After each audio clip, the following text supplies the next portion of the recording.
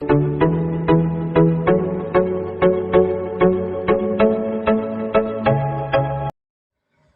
है आप सभी का एसपी मैथमेटिक्स मोटिवेशन क्लास में। और आज की इस वीडियो में हम पढ़ने वाले हैं क्लास 10 का पहला चैप्टर वास्तविक संख्याएं और प्रश्नावली 1.2। तो इसके पहले प्रश्नावली यानी कि 1.1 का अगर आपने वीडियो नहीं देखा है तो लिंक डिस्क्रिप्शन में दिया गया है, आप जरूर वीडियो देख लें। और अगर आप इस चैनल पर नए हैं तो इस चैनल को लाइक और सब्सक्राइब करें ताकि हर आने वाली नई वीडियो आप तक जल्द से जल्द पहुँच पाए।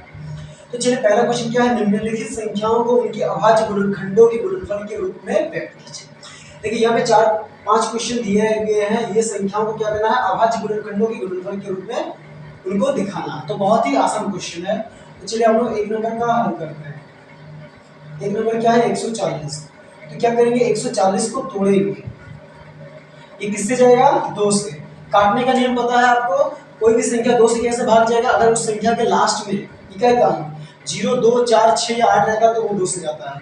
3 का नियम क्या कहता है, किसी संख्या के सभी अंकों को जोड़ेंगे, अगर वो 3 का पहाड़ा में आता है तो 3 से जाएगा।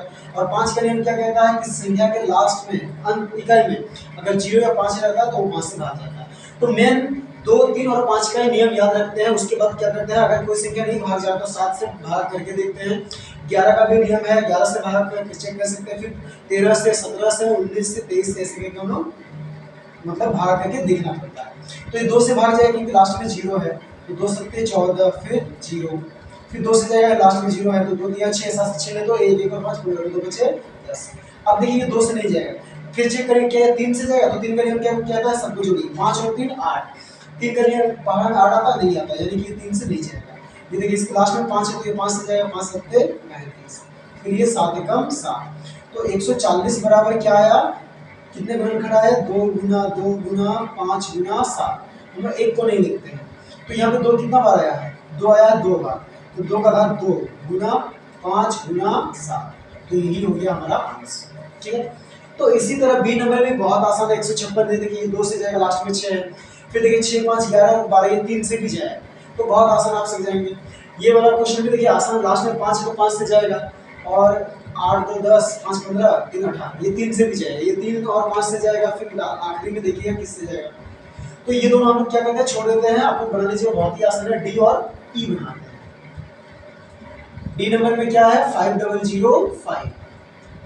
तो इसको भी हमें क्या करते हैं, अभाज्य गुणनखंड तोड़ते हैं। किससे जाएगा, 5 से दिख ही रहा है, 5 से देखिए, 5 में 5 0 0 1।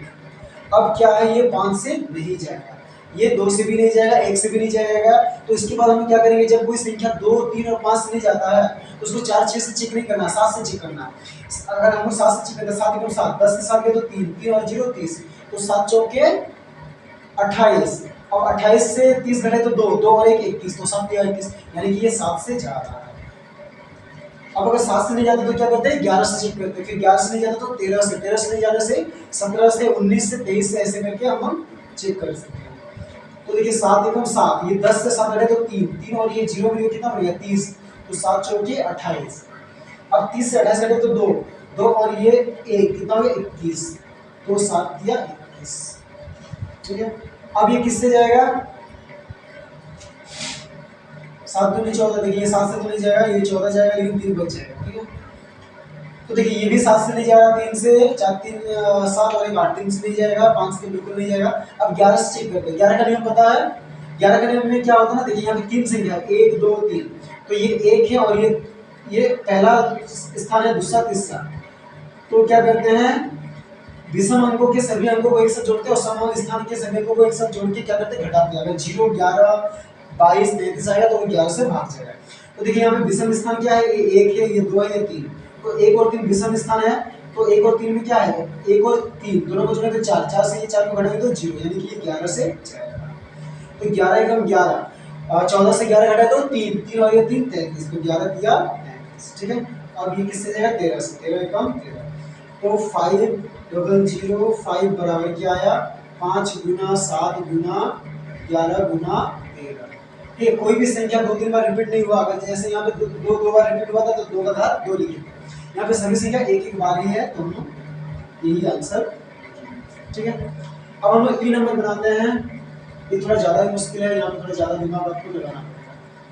ठीक है, देखिए 2 से तो नहीं जाएगा, लास्ट में 9 है, 3 से देखते हैं। ठीक है, ये 7 और 2 9, 9 9 18, 18 और 4 22, तीन का बड़ा में 22 नहीं आता, तो 3 से नहीं जाएगा, 7 से देखते हैं, 7 एकम 7 चला जाएगा, फिर 7 से 42 रुपये कट जाएगा, लेकिन 9 7 एकम 7 2 बच जाएगा, तो ये 7 से भी नहीं जाएगा। फिर 11 से देखते हैं, क्या ये 11 से जाएगा, तो 11 का नियम क्या होता है, नंबर दीजिए 1 2 3 4, देखिए 1 2 3 4 में क्या है, सम से क्या है 2 और 4, तो 2 और 4 के नीचे क्या है 4 और 9, दोनों को जोड़ेगा 13, और विषम संख्या क्या है 1 और 3, 1 और 3 के नीचे क्या है 9, सॉरी 7 और 2 यानी कि 9, तो दोनों को घटाएंगे कितना है 4। यहाँ पे घटाने से क्या आना चाहिए 0 11 22 33 44 ऐसी संख्या आना चाहिए, और वो 11 से जाएगा, यानी कि 11 से भी नहीं जाएगा। तो कोई संख्या अगर 11 से नहीं जाता तो फिर उसको क्या करेंगे 13 से चेक करेंगे। तो अगर इसको 13 से आप कहीं पे रफ में भाग करके देख सकते हैं, 7 4 2 9 74, 13 5 65 में देंगे, 9 कट गया 2, 13 7 91, 1 कट गया 9, 13 कम 13, तो ये 13 से भी क्या है नहीं जाता। तो 13 से नहीं जाता तो इसके बाद किससे चेक करेंगे, 15 से नहीं करना, 14 से नहीं करना, 16 से भी नहीं करना, 17 से, तो इसको 17 से चेक करते हैं, 7429, ठीक है।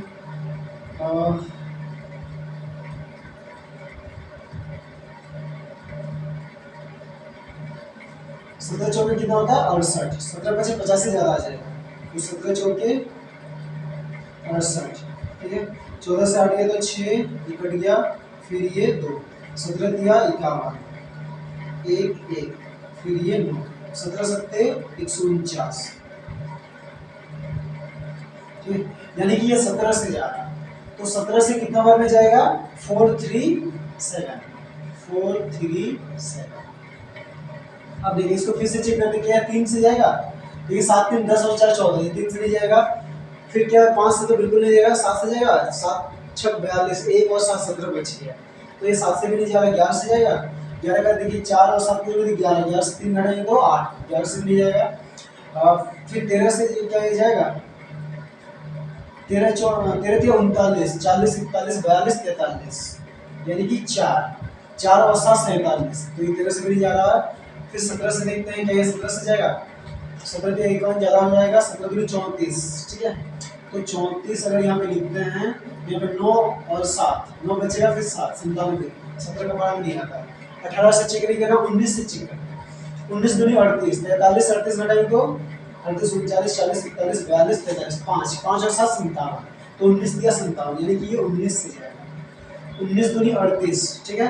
अब 43 38 घटाएंगे तो 38 39 40 41 42 5 5 और 7 57, तो 19 दिया 57, फिर ये किसी जगह 23 से कम 23, तो 7429 का भाज्य क्या हो गया 17 गुना 19 गुना 23, तो यही हमारा आंसर है, ठीक है। तो ये तीनों क्वेश्चन थोड़े से मुश्किल है, बाकी ये दोनों क्वेश्चन बहुत ही आसान है आपको। तो चलिए हम लोग क्वेश्चन नंबर 2 बनाते हैं। 2 क्या है, पूर्णांकों के निम्नलिखित युग्मों के एचसीएफ तथा एलसीएम ज्ञात कीजिए तथा इसकी जांच कीजिए कि दो संख्याओं का गुणनफल बराबर क्या है एचसीएफ गुणा एलसीएम। तो देखिए यहाँ पे क्या है, तीन क्वेश्चन है, दोनों संख्याओं का युग्म दिया है, सबका क्या है एचसीएफ और एलसीएम निकालना और जांच करना कि इन दोनों संख्याओं का गुणनफल क्या है उन दोनों के एचसीएफ और एलसीएम के बराबर।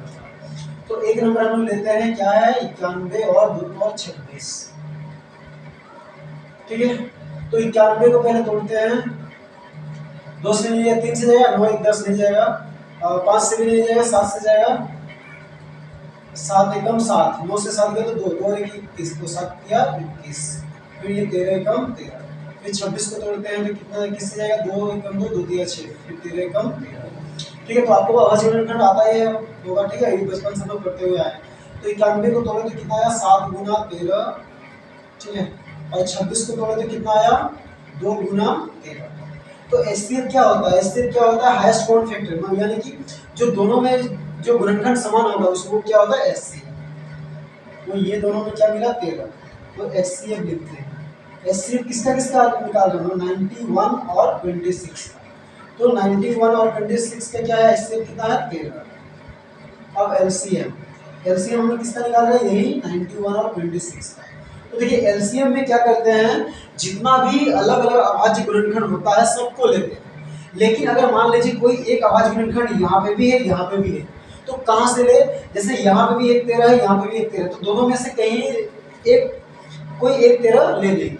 लेकिन मान लीजिए अगर यहाँ पे 13 दो बार रहता है, यहाँ पे एक बार रहता है, तो जहाँ पे ज्यादा संख्या में 13 है वहां का लेंगे, ठीक है।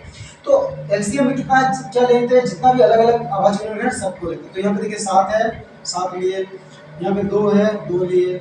अब 13 दोनों जगह एक एक है, तो कहीं से हमने एक 13 ले लिया। अगर मान लीजिए यहाँ पे दो बार 13 होता तो ये दोनों 13 को यहाँ पे, ठीक है, तो कितना हो गया? 13 सत्ते 91, 91 को क्या करते हैं? 2 से गुना करते हैं, 2 एकम 2, 2 नम 18, यानी कि 182। अब क्या करते हैं? जांच।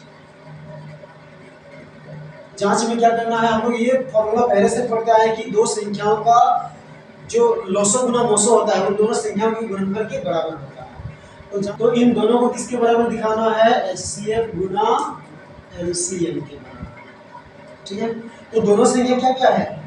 91 गुना 26, और HCF कितना है? HCF है 13, और LCM कितना है? LCM है 182, ठीक है।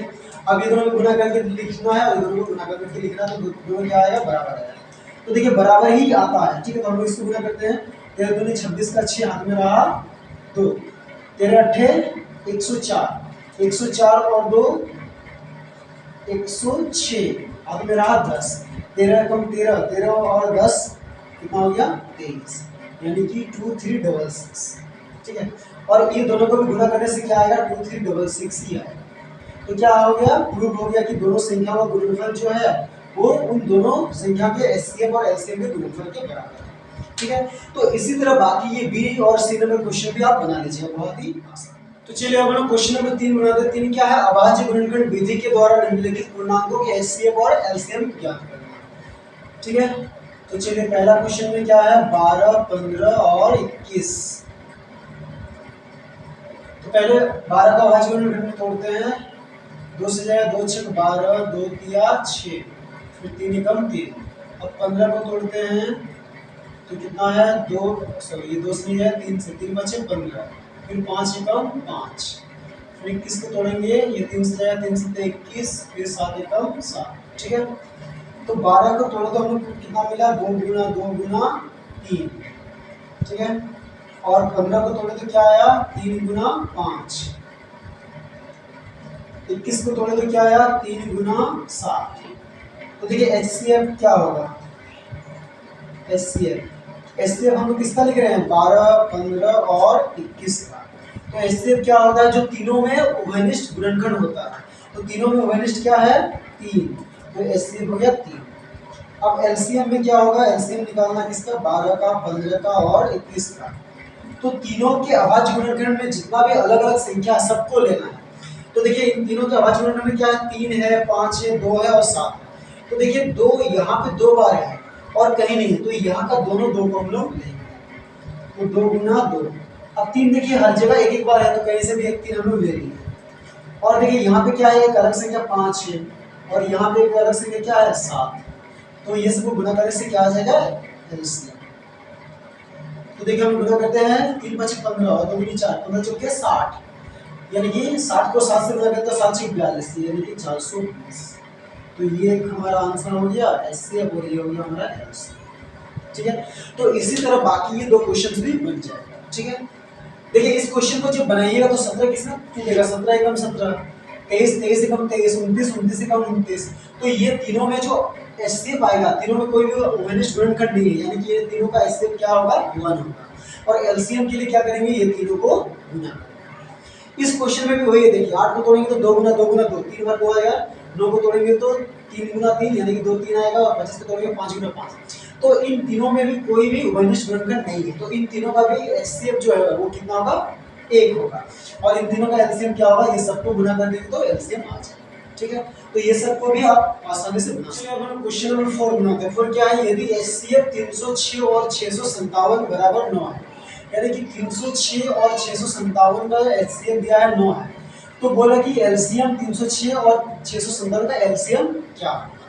तो देखिए इस क्वेश्चन में हमें क्या दिया है? 2 संख्याओं का एचसीएफ दिया है। एचसीएफ किसका 306 और 657 का कितना दिया है 9 दिया है 9 दिया है। तो अब बोला कि ये दोनों संख्याओं का क्या निकालना है एलसीएम कितना होगा।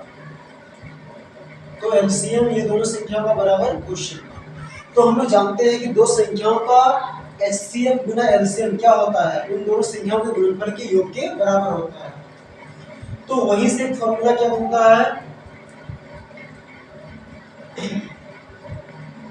तो देखिए क्या एक फॉर्मूला होता है यहाँ पे दो संख्या क्या है 306 और 657। तो लिखेंगे दोनों संख्याओं का गुणनफल। तो दोनों संख्याओं का गुणनफल किसके बराबर होगा दोनों के एचसीएफ गुना एलसीएम के बराबर। तो दोनों संख्याओं का गुणनफल में क्या लिखेंगे 306 गुना 657 बराबर एचसीएफ। तो देखिए दोनों संख्याओं का एचसीएफ कितना दिया है 9 और दोनों का एलसीएम क्या निकालना तो एलसीएम की जगह एलसीएम लिखते हैं। तो एलसीएम के साथ 9 गुना मिल रहा है तो भागा में तो 306 गुना 657 बटा 9 बराबर एलसीएम। ठीक है तो ये कटेगा 3 तिया 9 3 एकम 3 0 3 दूनी 6 फिर ये 3 से कटेगा 3 एकम 3 3 तिया 9 3 चौके 12। तो एलसीएम बराबर कितना हो गया 34 गुना 657। ठीक अब ये दोनों को गुना करके देखिएगा तो क्या आएगा गुना करके हम रफ में देख लीजिएगा तो क्या है 2233 ठीक। तो ये एलसीएम निकला किसका किस निकला तो लिखेंगे इसीलिए एलसीएम किसका निकाले 306 कोमा 657 और कितना आया 2233। तो ये हो गया हमारा आंसर। ठीक है।